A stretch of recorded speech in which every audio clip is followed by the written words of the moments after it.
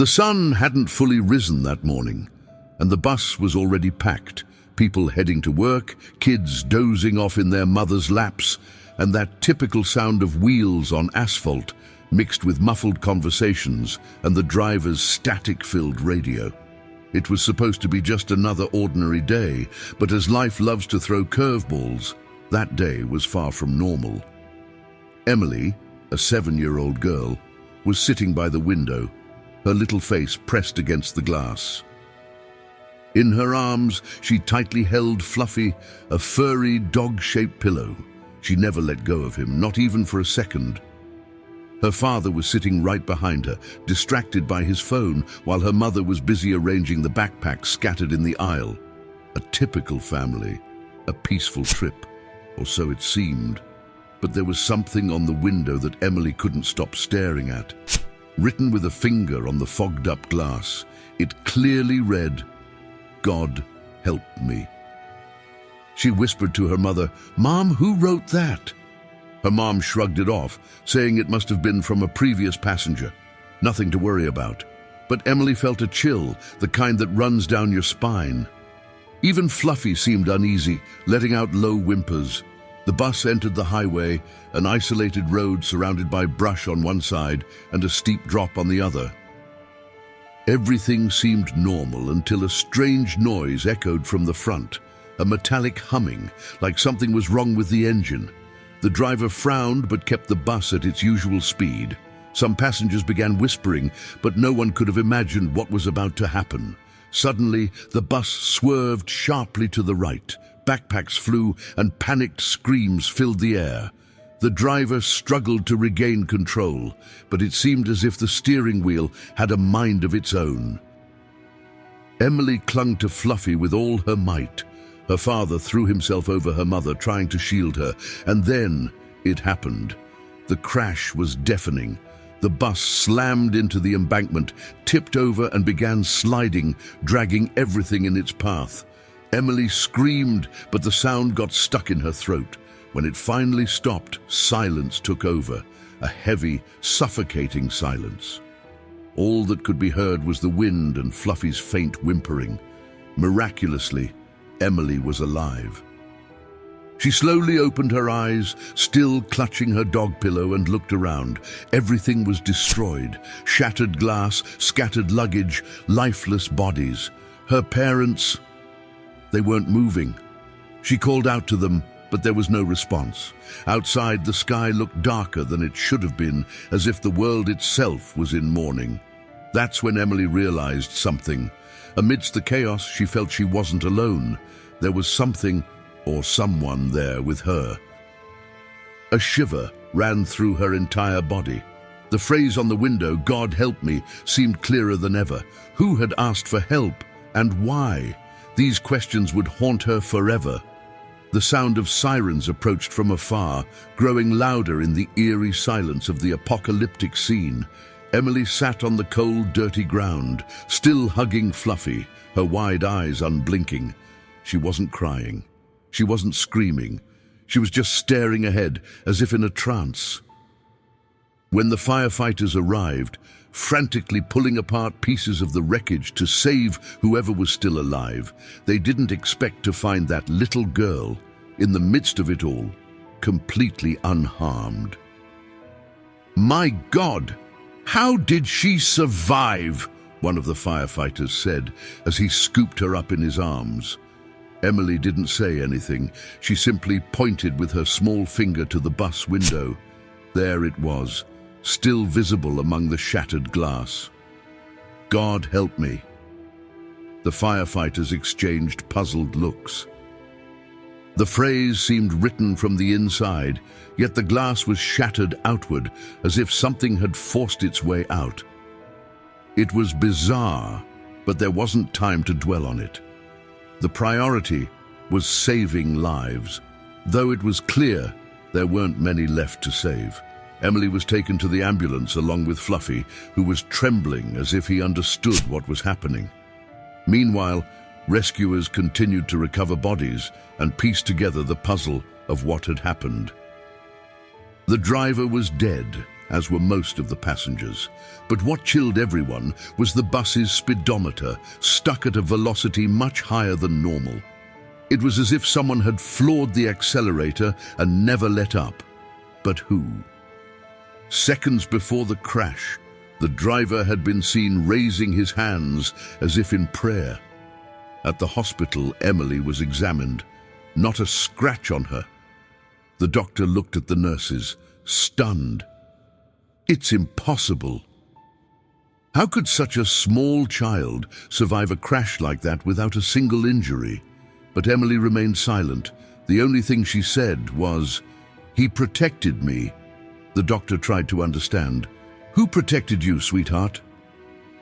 Emily looked directly into her eyes with a seriousness that didn't seem to fit a child. Fluffy and him, the man in the front seat. He smiled at me before it all happened. The problem was that the firefighters had confirmed there was no one in the front seat.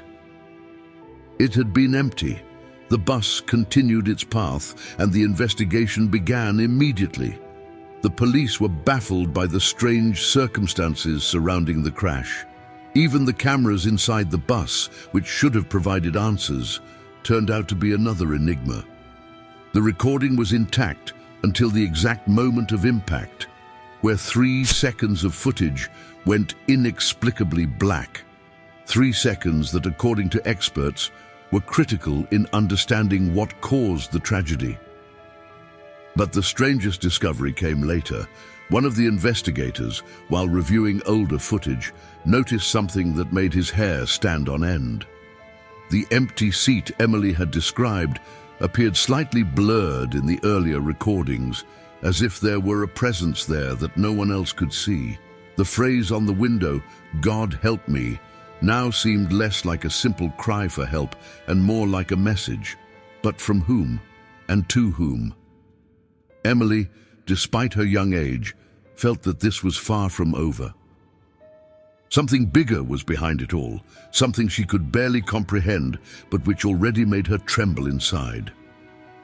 While everyone else thought the crash was just another highway tragedy, Emily knew it was only the beginning of something much larger and much more terrifying.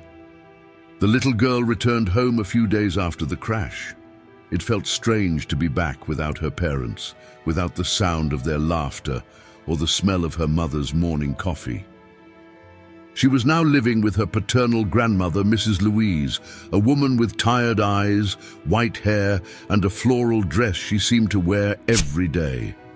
Louise was kind, doing everything she could to make Emily feel at home, but the house felt empty, filled with echoes of what once was.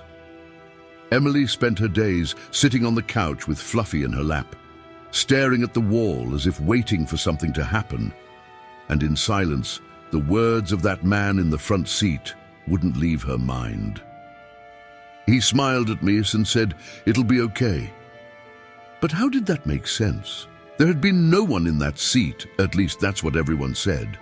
What Emily didn't know was that the same questions haunting her were also plaguing the police investigating the case, particularly Detective James, a stubborn and skeptical man who didn't believe in coincidences. James was the tough type, the kind who always found a logical explanation for everything. He had reviewed the footage of the crash dozens of times, and every time he looked at the front seat, he felt a chill he couldn't explain. The blur there made no sense. "It must be a camera glitch," he murmured, though deep down he didn't believe it himself.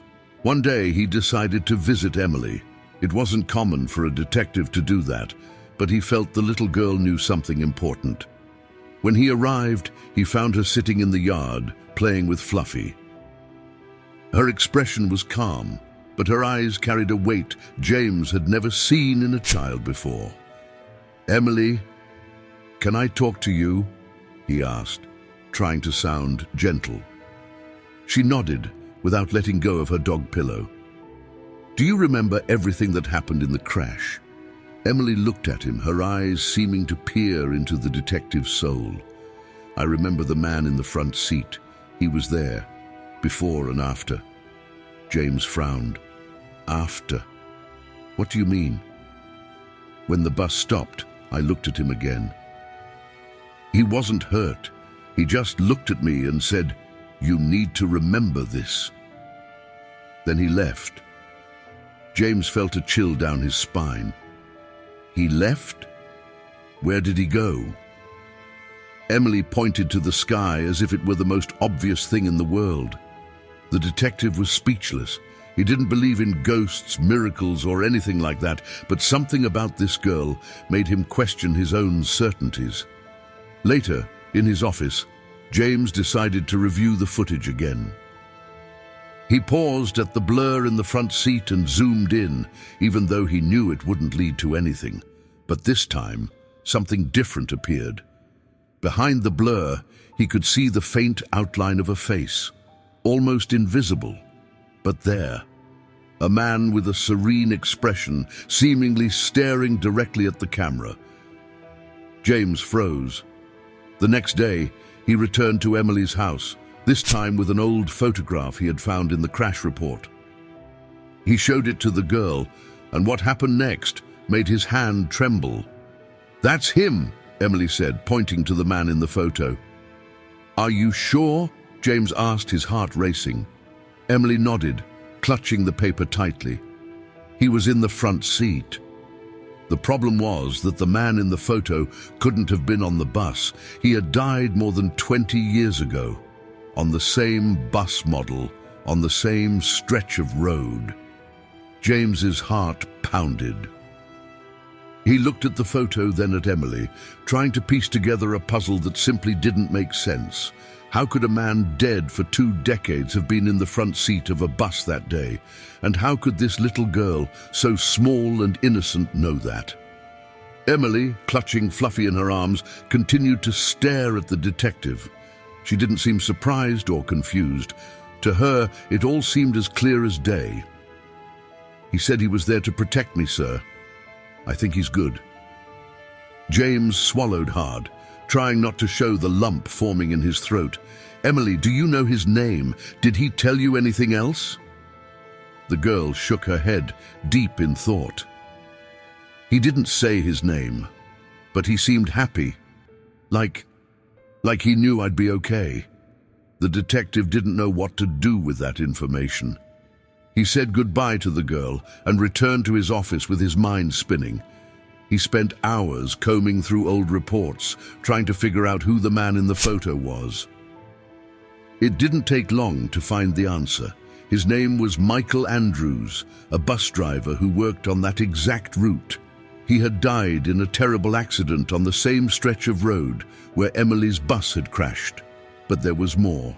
In the old archives, James found something that made his spine tingle.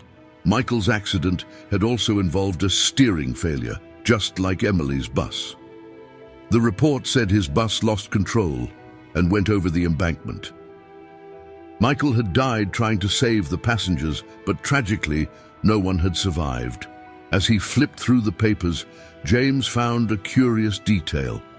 In the report from Michael's crash, the firefighters at the time had noted something strange written on the bus window. It was the same phrase, "God help me."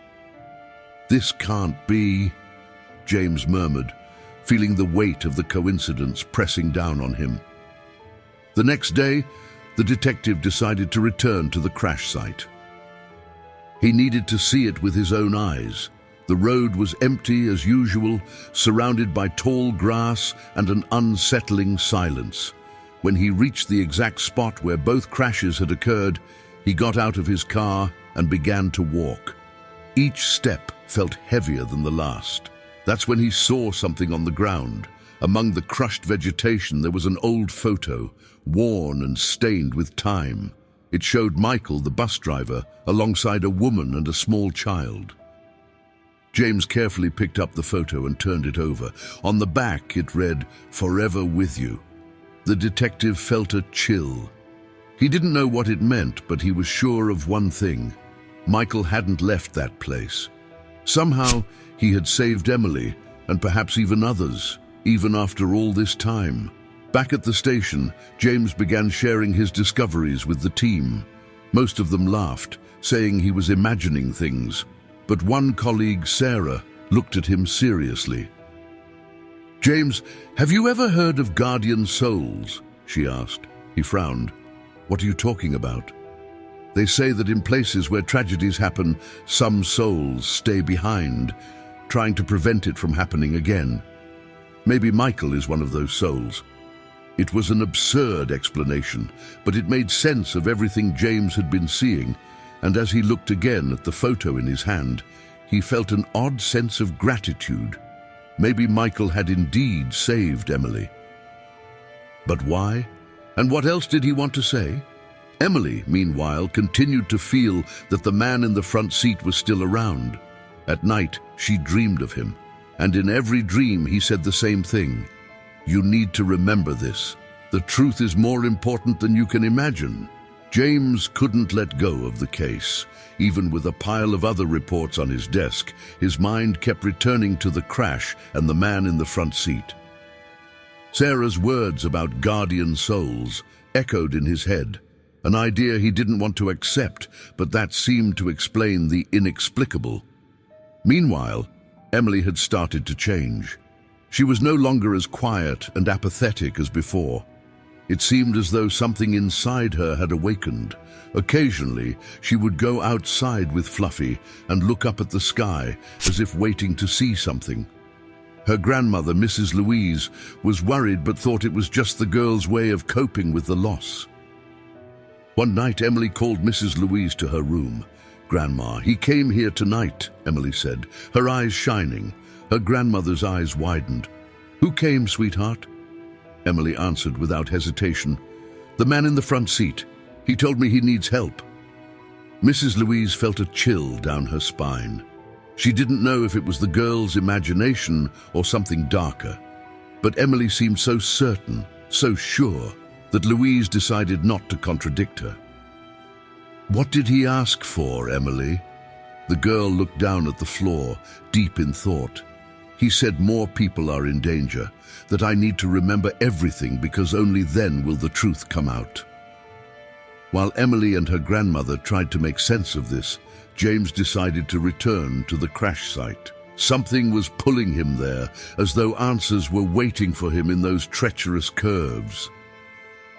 He parked his car by the shoulder and began walking along the dark road, illuminated only by the moonlight.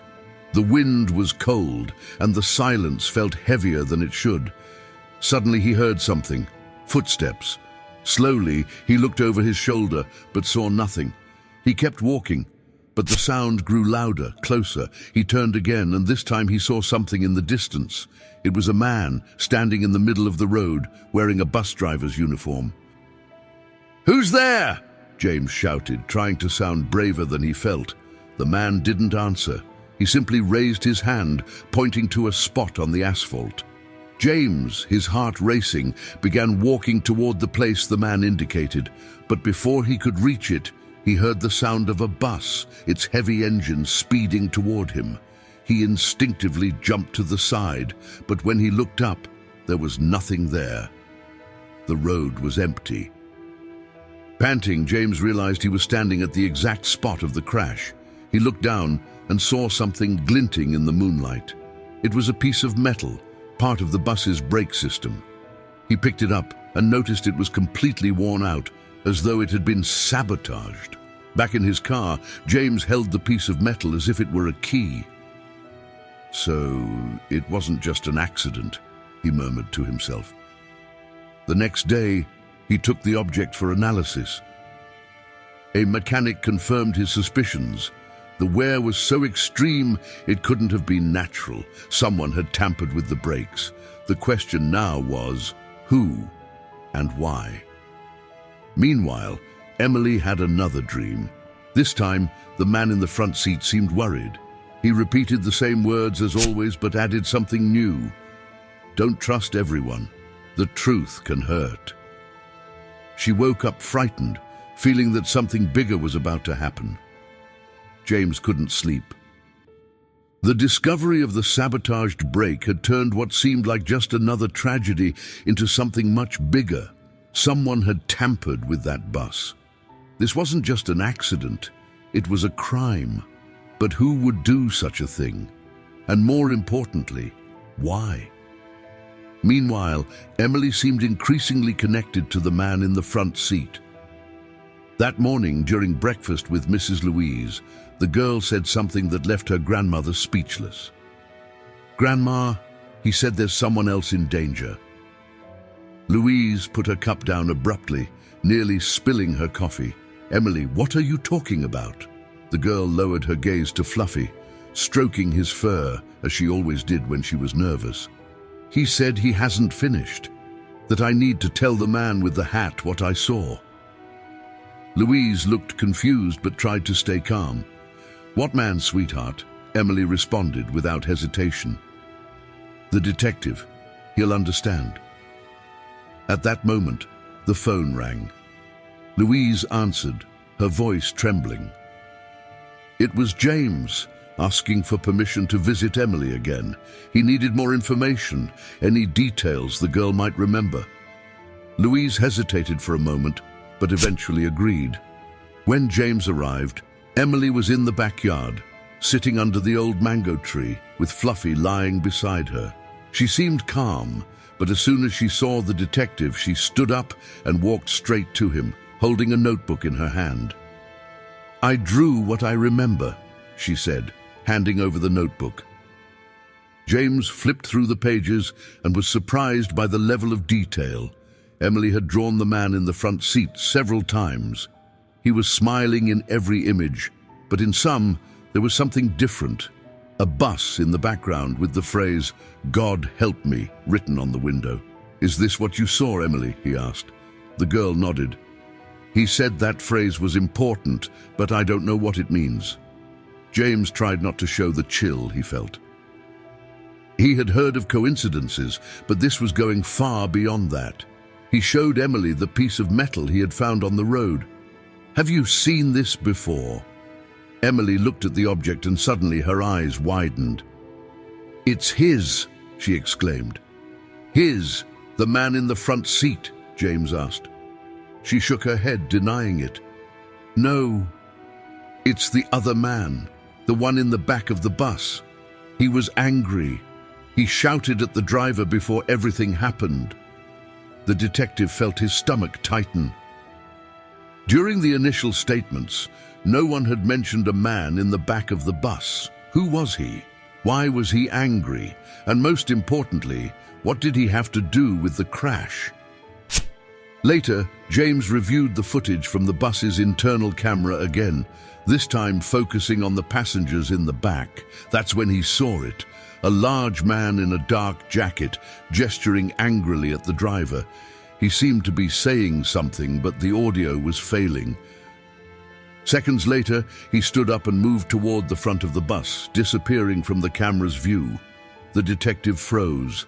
This man wasn't on the list of victims. It was as if he had vanished in the chaos. James knew he needed to find him, but first, he had to understand what was happening. That night, Emily had another dream. This time, the man in the front seat appeared next to her, holding her hand. He pointed to the back of the bus and said something that echoed in her mind, even after she woke up. He knew what was going to happen. "You need to tell the detective." The next morning, Emily waited for James to arrive. She ran to him with her notebook and pointed to a new drawing she had made. A large man in a dark jacket holding something in his hands. "That's him, the angry man. He argued with the driver before everything happened." James felt his stomach churn. Emily had never seen the footage, but her drawing matched exactly what he had seen. "Emily, do you remember anything else?" he asked, trying to hide the urgency in his voice. She looked at Fluffy, then at the detective. He didn't want to hurt anyone. He was trying to stop it. Those words hit James like a punch to the gut. The man in the back of the bus wasn't the villain. He was trying to prevent the disaster. But if that was true, who had sabotaged the brakes? And why? While these questions remained unanswered, a growing sense of urgency began to take hold of everyone. James knew the case was about to explode, but what he didn't yet know was that the truth would be far scarier than he could have imagined. Days passed, but the sense of urgency only grew. Now obsessed with the case, James decided to review all the surveillance footage captured near the crash site. He was convinced that the man in the back of the bus was the key to understanding everything. The recordings showed the typical chaos of an accident: ambulances, firefighters, and people crying. But then, in one video captured by a drone used by the firefighters, he saw something. It was the man in the dark jacket. He appeared walking away from the scene, quickly heading toward a trail in the middle of the brush. James froze the image. The man was holding something in his hand, just as Emily had described, but what really caught the detective's attention was his posture. Despite being seen from behind, the tilt of his head seemed to carry a heavy burden, as if he knew something no one else did. The next day, James decided to follow the trail from the video. He asked Sarah, his colleague, to accompany him. "Do you think he's still out there?" Sarah asked as they entered the brush. "I don't know," James replied gravely, "but he left traces. I'm sure of it." The walk was slow. The trail was narrow and littered with fallen branches, but they pressed on.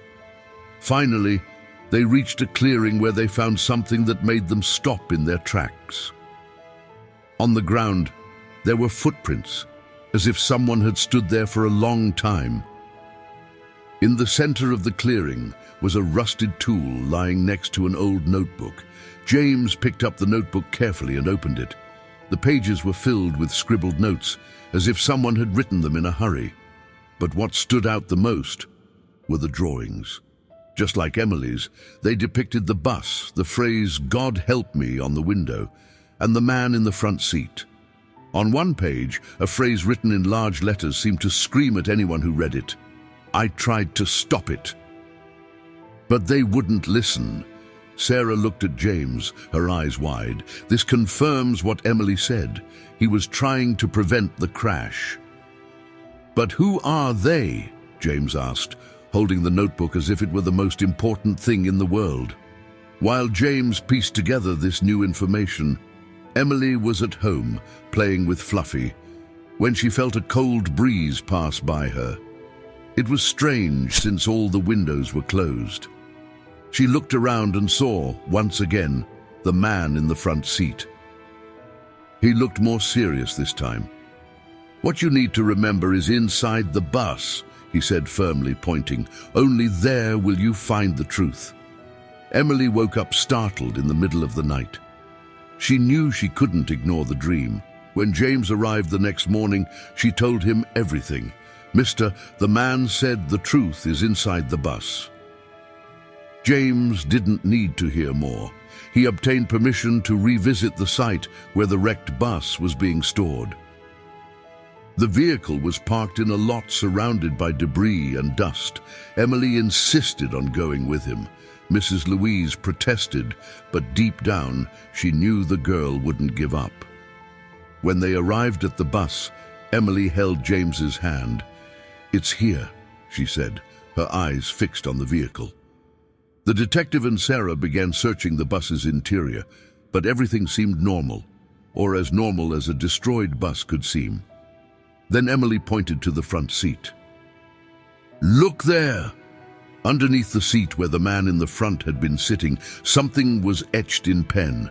James had to kneel to read it. The words left him breathless. "Follow the signal. They cannot continue." James looked at Emily and she simply nodded. The feeling that they were dealing with something much bigger was impossible to ignore.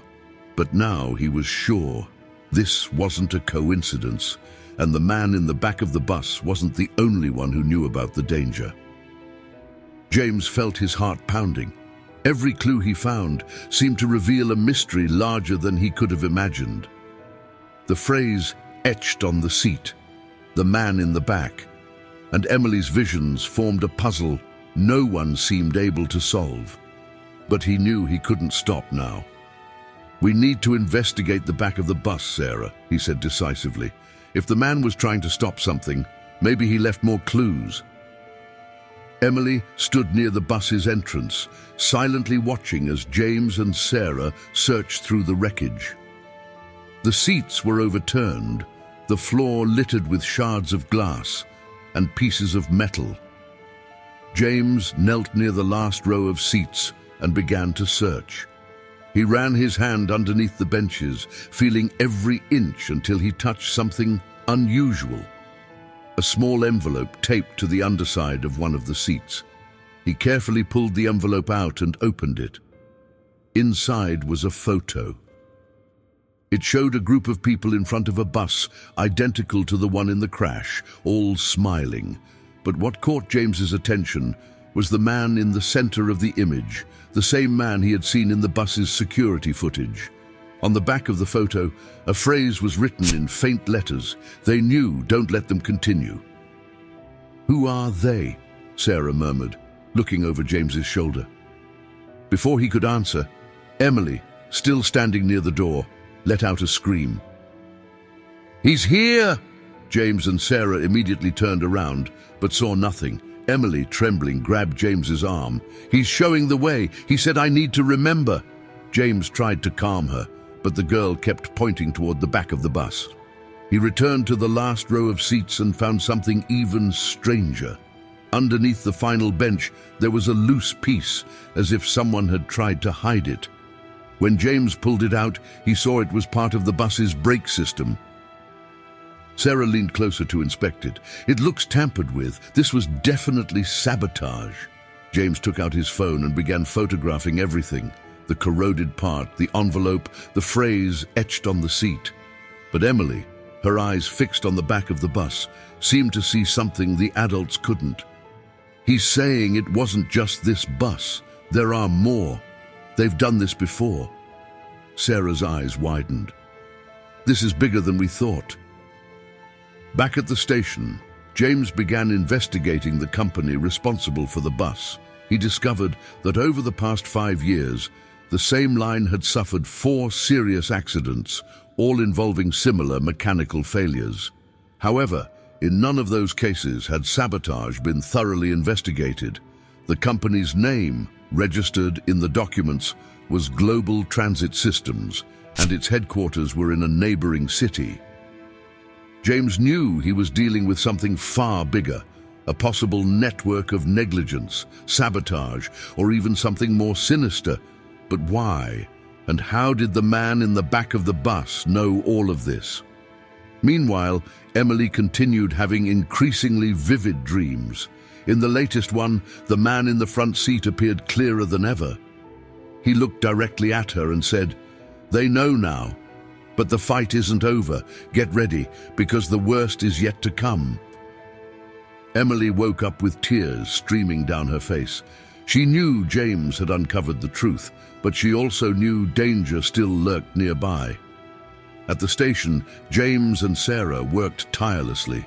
Using the evidence found in the bus, they began connecting the dots. The photo, the tampered part, the previous accidents all pointed to an undeniable truth.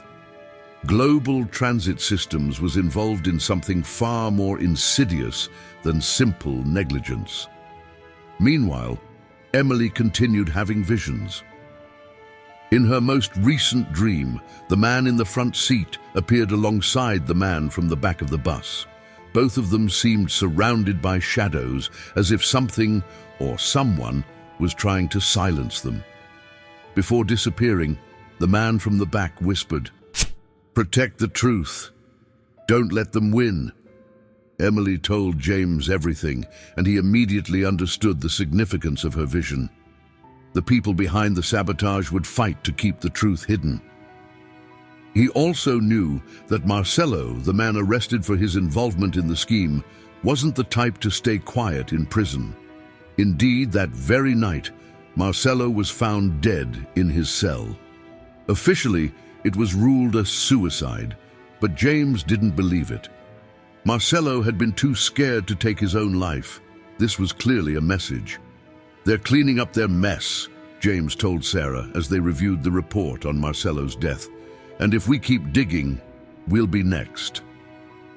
"What do we do now?" Sarah asked, clearly nervous. "We expose everything. Their power only works in the shadows." James knew he was up against something far bigger than himself. He decided to go to the press, but carefully. He compiled all the evidence, the documents from the bus yard, the bank transfers, the testimonies, and most importantly, the footage showing the man in the back of the bus and the message, "God help me." It was an airtight case, but it was also dangerous. Meanwhile, Emily seemed calmer, as though she sensed the truth was finally coming to light. But on the night before James was set to release everything, she had another dream. This time, the man in the front seat said something that made her wake up crying. "They'll try to destroy everything. Stay strong." The next morning, James woke up to an urgent call. The station had been broken into overnight. Computers and files were destroyed, and the digital backups of the evidence had disappeared. It was a desperate attempt to bury the case, but James wasn't foolish. He had already saved copies in a secure location. "They're getting desperate," he told Sarah. "That's a good thing. It means we're close." With the help of a trusted journalist, James exposed the scheme to the public. The story aired during prime time, revealing the corruption at global transit systems and the lives lost due to deliberate sabotage. The footage of the man in the back of the bus and the phrase, "God help me," became the story's centerpiece, shocking the nation. The impact was immediate. Executives were arrested, investigations intensified, and families who had lost loved ones finally began receiving justice. But James knew it wasn't over. The people behind this had resources and connections. He became a target, receiving anonymous threats and noticing unfamiliar cars following him. Meanwhile, Emily had the clearest dream of all. She saw the man in the front seat next to the man in the back of the bus. Both were smiling, but it was a bittersweet smile. The man in the back said, "You did the right thing. Thank you for remembering." Then, like a mist dissipating, they disappeared. James, despite officially closing the case, couldn't let go of everything he had uncovered. The weight of the lives lost, the threats he had faced, and the scope of the conspiracy left deep scars. But when he looked at Emily and saw how she had overcome her trauma, he felt it had all been worth it. This is Emily's story, a girl who survived the impossible and became the key to uncovering a scheme that took countless lives. A story that reminds us the truth has the power to set us free, but demands courage in return. If you enjoyed this story and want to hear more like it, subscribe to True Impressive Stories. Here, you'll find real and impactful tales that will stir your emotions. Don't forget to leave a comment, share the video, and check the pinned comment for more amazing content. See you next time.